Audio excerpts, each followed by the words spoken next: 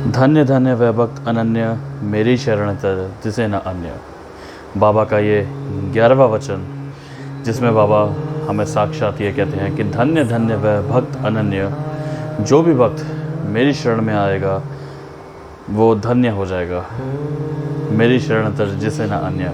क्योंकि बाबा के जितने भी वचन हैं, बाबा ने जितने भी वचन कहे वो बहुत सरल तरीके से बाबा ने कहे हैं। कि अब जैसे 11 वचनों में से बाबा का 11 वचन ही आप देख लीजिए कि धन्य धन्य वह भक्त अनन्य, मेरी शरण तर जिसे न अन्य। तो जो भी बाबा के दर्शन पाता है, जो भी बाबा की नगरी में जाता है, वो धन्य हो जाता है। और वाकई में ऐसा होता है। ओम साई राम। मैं कनव साई, आप सभी साईं डिवोटीज़ का मैं एहसास साई के यूट्यूब चैनल पर हार्दिक स्वागत करता हूं। और मैं आशा करता हूं बाबा की कृपा से आप सभी साईं भक्तों को बाबा के व्लॉग्स पसंद आ रहे होंगे। ऐसा ही आप अपना प्यार दीजिएगा, क्योंकि हम सबके कमेंट्स पढ़ते हैं। हमें अच्छा लगता है कि आप सभी साईं भक्त इतना प्यार देते हैं बाबा के व्लॉग्स को, और देना भी चाहिए क्योंकि इसमें बाबा की ही बातें हैं। लेकिन मैं आपसे निवेदन करता हूं कि जो पहली बार इस वीडियो को देख रहे हैं और अभी तक उन्होंने चैनल को सब्सक्राइब नहीं किया है, तो एहसास साईं के यूट्यूब चैनल को सब्सक्राइब करें, बेल आइकन को प्रेस करें, ताकि जो भी व्लॉग्स की नोटिफिकेशन होगी आपको ईजिली गुरुवार के दिन आपके मोबाइल फ़ोन पे आपको नोटिफिकेशन आ जाएगी कि बाबा का व्लॉग आ चुका है। तो आज का व्लॉग जो है व्लॉग 12, व्लॉग 12, जो कि बाबा के ही बारे में है। जी हाँ, व्लॉग 11 आप सभी साईं भक्त जानते हैं कि मैंने बाबा की कृपा से ही शिरडी में रिकॉर्ड किया था। बाबा का बुलावा था रंग पंचमी के अवसर पर, और उस पर मैंने आपको बाबा के बारे में बताया था, बाबा के रहन सहन के बारे में बताया था। आज मैं आपको बताऊंगा बाबा की भिक्षावृत्ति और बाबा की योगिक क्रियाएं, यानी कि बाबा किस तरीके से भिक्षा मांगने जाया करते थे, कैसे बाबा भिक्षा मांगते थे। और बाबा योग के गुरु भी थे। जी हाँ, बाबा योगा भी करते थे, और योगा के बाबा आप कह लीजिए गुरु थे। वो ऐसे ही योगा करते थे जो शायद ही कोई कर पाए, शायद ही क्या, कोई भी नहीं कर पाएगा। तो आइए सबसे पहले मैं आपको बताता हूँ बाबा की भिक्षावृत्ति के बारे में। आप सभी साईं भक्त ये जानते हैं कि बाबा बाल ब्रह्मचारी थे। बाबा की कोई भी गृहस्थी नहीं थी, और बाबा का जो परिवार ही है वो बाबा के भक्त है। क्योंकि बाबा हमेशा ये कहा करते थे कि मेरे भक्त ही मेरी संपत्ति है। और बाबा द्वारका माई में आप सभी जानते हैं रहा करते थे। उनका कोई भी घर बार, कोई भी उनकी कोई बीवी या कोई बच्चे बाबा के कोई नहीं थे। बाबा स्वयं ही एक संत थे, एक अवतार हैं बाबा। आप सभी साईं भक्त ये जानते हैं। बाबा भिक्षा मांगने के लिए मस्जिद माई से रवाना होते थे भक्तों के घर। जी हाँ, बाबा जब भिक्षा मांगने जाते थे, ज़रा आंखें बंद करिए, इमेजिन करिए कि बाबा जैसे द्वारका माई से निकले, कैसे बाबा उस समय चलकर जाया करते होंगे। मैं आपको बता दूं, जब बाबा चला करते थे तो बाबा जब चलते थे तो अपने एक हाथ से जो बाबा का चोला था, जो बाबा कफनी पहना करते थे, उसको घुटने से जो है हल्का सा ऐसे पकड़ के ऊपर कर लेते थे। आपने बाबा की एक ऐसी बहुत सी पेंटिंग्स देखी हैं, बाबा की पिक देखी हैं, जिसमें बाबा खड़े हैं चोला ऐसे अपने हाथ से ऊपर करके। तो बाबा इस तरीके से ही चलते थे और भिक्षा मांगने बाबा जाया करते थे। बाबा के हाथ में एक टमरेल हुआ करता था, और कंधे पे बाबा के झोली लटकी होती थी। और टमरेल जो बाबा लेकर जाते थे, उसके अंदर जितने भी सब्जियां, यानी कि साग, भात या अन्य था, जितनी भी सब्जियां थी, जो गीली सब्जियां होती थी, तो वो बाबा टमरेल में डालते थे। और जो सूखी चीज़ें होती थी, जैसे गेहूं हो गया या रोटियां हो गई, तो वो बाबा झोली में डाला करते थे। जब बाबा भक्त के द्वार पे खड़े होते थे, यानी कि जब भक्त के द्वार के पास आते थे, तो बाबा उस समय ये कहा करते थे भिक्षाम देहि माई, या फिर बाबा कहा करते थे कि ओ माई, एक रोटी का टुकड़ा डाल दे।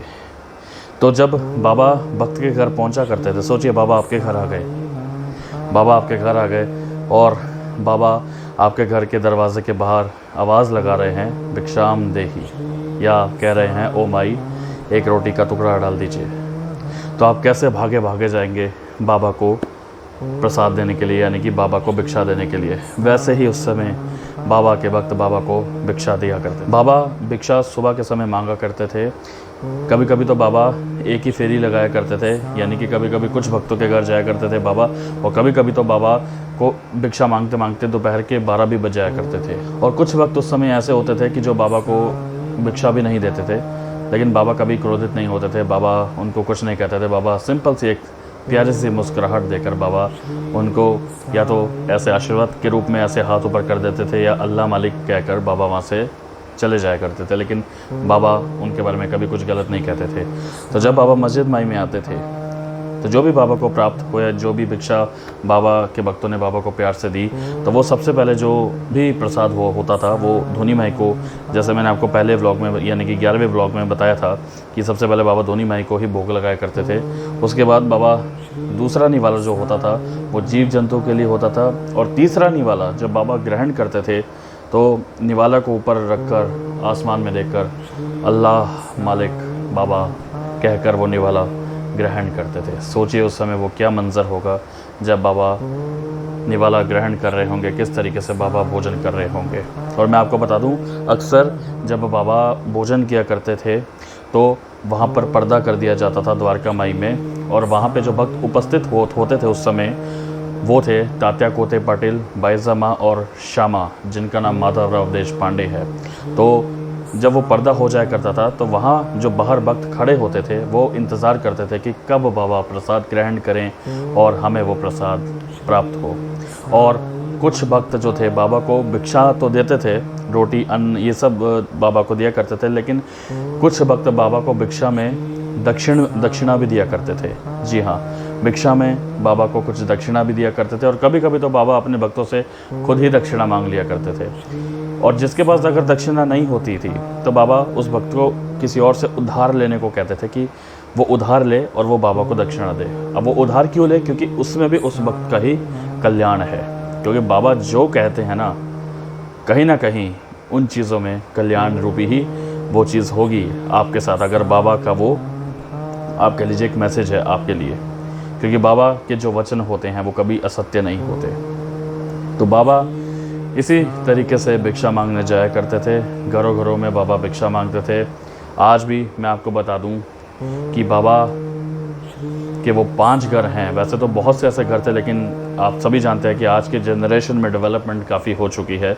तो आज भी वो 5 घर हैं जहाँ पे बाबा भिक्षा मांगने जाया करते थे। माधवराव देशपांडे जी का घर आज भी वहाँ शिरडी में स्थित है। लक्ष्मीबाई शिंदे, बयाजी अप्पा कोते पाटिल, जो कि आप कह लीजिए बयाजी अप्पा कोते पाटिल, जिनकी गोद में बाबा ने अपना शरीर त्यागा था। कुछ लोग समझते हैं वो बाईजा माँ जी का घर है, लेकिन वो बाईजा माँ जी का घर नहीं है, वो बयाजी अप्पा कोते पाटिल जी का घर है। जो चावड़ी से आप लेफ़्ट में बिल्कुल स्ट्रेट जाएंगे तो एक यूँ ऐसे जिगजैग रोड मुड़ के ही लेफ़्ट में बयाजी अप्पा कोते पाटिल जी का वो घर है। तो वहाँ इन जगहों पे बाबा जो है वो भिक्षा मांगने जाया करते थे। और बाईजा माँ जी का जो घर है वो आज के समय में शिरडी में नहीं है, वो घर जो है वो टूट चुका है। बाईजा माँ बाबा को खाना खिलाया करती थी, और जब बाईजा माँ जी का जो देहांत हुआ था, जब उन्होंने शरीर त्याग दिया था, तो उसके बाद खाना खिलाने की जो सेवा थी वो लक्ष्मीबाई शिंदे जी को दी गई थी। और लक्ष्मीबाई जी ने बाबा के अंत समय तक, जब बाबा ने शरीर त्याग दिया, तब तक बाबा को उन्होंने ही भोजन करवाया था। जब आप सभी ने देखा होगा मूवीज़ में या कि बाबा जब समाधिस्थ होने लगे थे तो उससे ठीक पहले लक्ष्मीबाई बाबा के लिए खाना लेकर आई थी, और बाबा ने उस निवाला यानी कि बाबा ने उस खाने से, उस रोटी से एक निवाला ग्रहण करा, और उसके बाद यही कहा था कि जाओ तुम सब खाना खा लो, मैंने खा लिया है। तो लक्ष्मीबाई शिंदे जो बाबा की परम भक्तों में से एक थी, उनको 9 सिक्के भी बाबा ने दिए थे, तो उन्होंने ही बाबा को अंतिम समय तक भोजन जो है वो करवाया था, क्योंकि बाबा लक्ष्मीबाई शिंदे को बाईजा माँ भी मानते थे।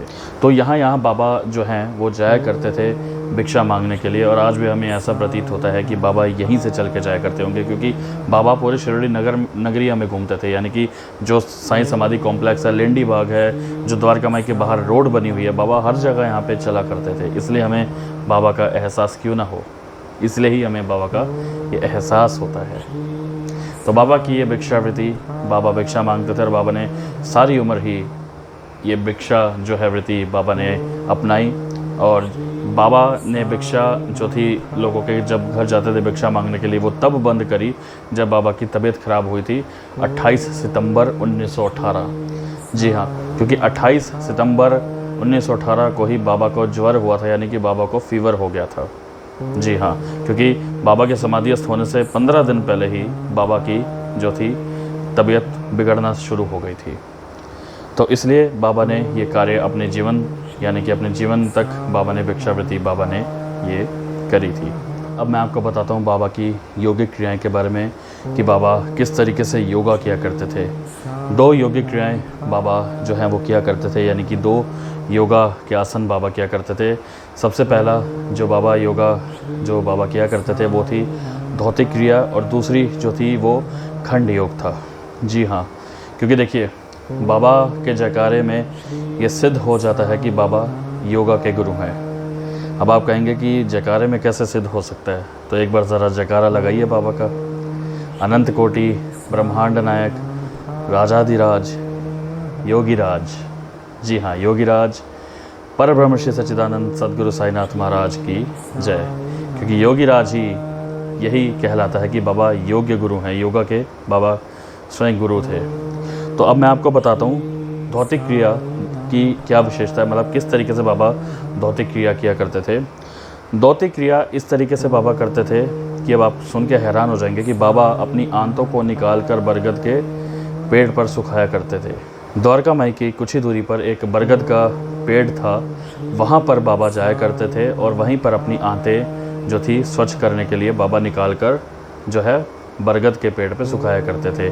और बाबा 3 चौड़े 22.5 फुट लंबे कपड़े को अपने मुख से, जी हाँ अपने मुख से अंदर पेट में डालते थे और आधे घंटे तक उसको अंदर ही रहने दिया करते थे, क्योंकि वो गीला कपड़ा होता था जो बाबा अंदर डालते थे पेट में, और वो आधे घंटे तक रहता था ताकि उसका पूरा प्रभाव अंदर तक पूरी साफ़ सफाई स्वच्छता से हो जाए। और उसके ठीक आधे घंटे बाद ही बाबा वो कपड़ा मुख से निकाल लिया करते थे।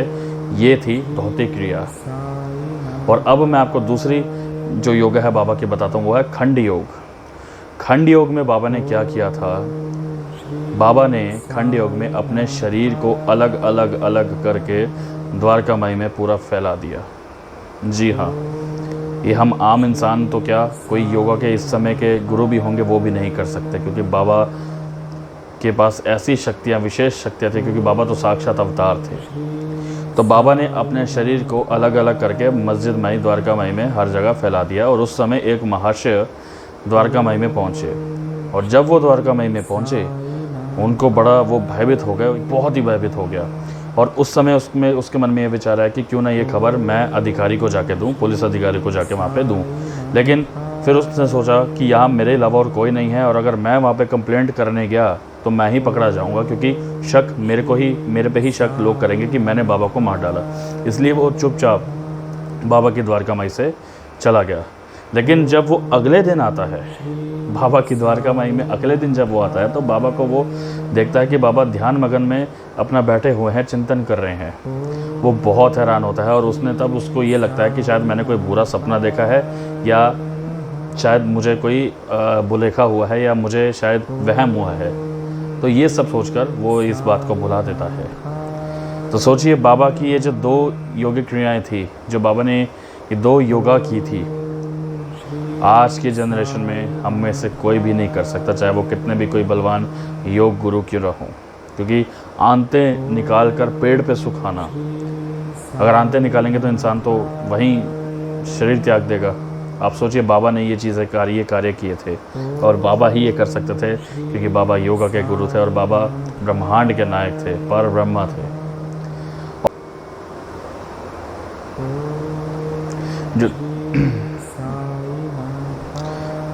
और आपको मैं ये भी बताना चाहता हूँ कि बाईजा माँ बाबा को खाना खिलाया करती थी, और जब बाईजा माँ जी का जो देहांत हुआ था, जब उन्होंने शरीर त्याग दिया था, तो उसके बाद खाना खिलाने की जो सेवा थी वो लक्ष्मीबाई शिंदे जी को दी गई थी। और लक्ष्मीबाई जी ने बाबा के अंत समय तक, जब बाबा ने शरीर त्याग दिया, तब तक बाबा को उन्होंने ही भोजन करवाया था। जब आप सभी ने देखा होगा मूवीज़ में, या कि बाबा जब समाधिस्थ होने लगे थे तो उससे ठीक पहले लक्ष्मीबाई बाबा के लिए खाना लेकर आई थी और बाबा ने उस निवाला यानी कि बाबा ने उस खाने से, उस रोटी से एक निवाला ग्रहण करा और उसके बाद यही कहा था कि जाओ तुम सब खाना खा लो, मैंने खा लिया है। तो लक्ष्मीबाई शिंदे जो बाबा की परम भक्तों में से एक थी, उनको 9 सिक्के भी बाबा ने दिए थे, तो उन्होंने ही बाबा को अंतिम समय तक भोजन जो है वो करवाया था, क्योंकि बाबा लक्ष्मीबाई शिंदे को बाईसा माँ भी मानते थे। जी हाँ। और बाबा ने तात्या कोते पाटिल जी की मदद से ही शिरडी में मंदिरों का जीर्णोद्धार करवाया। आप सभी साईं भक्त जब बाबा के दर्शन करके आते हैं, समाधि मंदिर बाबा के दर्शन करके आते हैं, तो जब गेट नंबर 3 की तरफ आप आते हैं तो लेफ़्ट साइड में गणेश जी का मंदिर बना हुआ है, शनि देव जी का मंदिर बना हुआ है, शिव जी का मंदिर बना हुआ है और बाहर दक्षिण हनुमानों की मंदिर बना हुआ है। ये सभी मंदिर का जो जीर्णोद्धार, जो रेनोवेशन, जो कंस्ट्रक्शन थी, वो बाबा ने ही तात्या कोते पाटिल जी की मदद से ही करवाई थी, क्योंकि बाबा के लिए हर भक्त प्रिय थे। आज अगर आप सभी साईं भक्त बाबा को मानते हैं तो ये मत सुनिएगा कि बाबा आपके सुन नहीं रहे। बाबा, अगर आप ये व्लॉग भी देख रहे हैं ना, तो कहीं ना कहीं ये व्लॉग के माध्यम से ही बाबा आपकी इच्छा पूरी करेंगे, क्योंकि बाबा आपको ये देख रहे हैं कि आप बाबा का व्लॉग देख रहे हैं और आप बाबा की जानकारी प्राप्त कर रहे हैं, तो ये आपके लिए एक ब्लेसिंग है, वो भी गुरुवार के दिन। क्योंकि इसलिए मैं आपको कहता हूँ कि जितनी आप बाबा की जानकारी आप प्राप्त करेंगे ना, उतने ही बाबा की कृपा आपके ऊपर बढ़ती जाएगी। तो इसलिए व्लॉग्स ज़रूर देखें, क्योंकि बाबा के लिए तो बाबा के भक्ति बाबा की संपत्ति है। बाबा को इन चीज़ों से मतलब नहीं था, सोना चांदी से, बाबा को भक्तों से मतलब था, क्योंकि सबसे बड़ी संपत्ति बाबा के भक्त हैं। तो आज का व्लॉग 12 ये संपूर्ण हो चुका है, समाप्त हो चुका है। मैं आशा करता हूँ आप सभी को व्लॉग 12 अच्छा लगा होगा और ऐसी जानकारियाँ आपको शायद ही किसी ने बताई हो या दी हो, तो कमेंट करके ज़रूर बताइएगा कि आपको बाबा के बारे में जानकारी जो मैंने बताया। पार्ट 1 में मैंने आपको बताया था साईं की बातें, क्योंकि हम साईं की बातें ही इस समय कर रहे हैं, कि उस समय मैंने पार्ट 1 में आपको बताया था बाबा का रहन सहन, किस तरीके से बाबा रहा करते थे। और इस व्लॉग में मैंने व्लॉग 12 में मैंने आपको बताया कि बाबा की भिक्षावृत्ति और बाबा की योगिक क्रियाएँ, कि किस तरीके से बाबा योगा किया करते थे और कैसे बाबा भिक्षा मांगने जाया करते थे। और अगर अभी तक आपने एहसास साईं के यूट्यूब चैनल को नहीं सब्सक्राइब किया है तो सब्सक्राइब करना ना भूलें, बेल आइकन को प्रेस करना ना भूलें, क्योंकि मैं नहीं चाहता हूँ, मैं पर्सनली नहीं चाहता हूँ कि आप बाबा का एक भी व्लॉग जो है वो मिस करें, क्योंकि हमारा सिर्फ एक यही लक्ष्य है, एक यही मोटिव है कि आपको हर जानकारी हम बाबा के बारे में हम बताएं। जितना हम जान सकते हैं उतनी ही जानकारी हम आपको बाबा के बारे में दें, क्योंकि बाबा के बारे में तो जानना ही, जितना हम बाबा के बारे में जानेंगे उतना ही शायद कम होगा। तो बाकी जो भी मैं आपसे कहूँगा यहाँ पे व्लॉग के माध्यम से, वो बाबा ही कहलवाएंगे। तो चलिए मैं इजाज़त लेता हूँ आप सभी साईं भक्तों से। ओम साईं राम।